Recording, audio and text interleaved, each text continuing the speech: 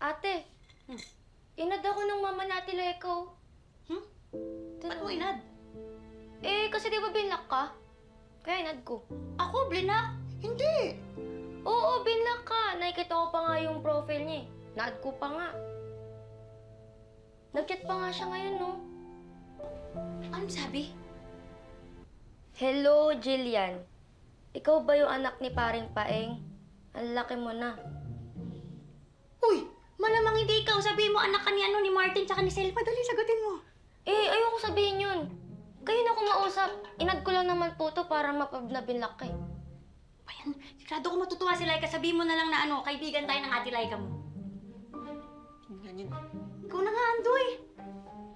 Naalala pa kaya tayo ni Tita Bioli? Siguro naman ate. Pero di naman daming post to. Ganda pa nga niya, no? Parang tito mga tanda talaga. Tingin.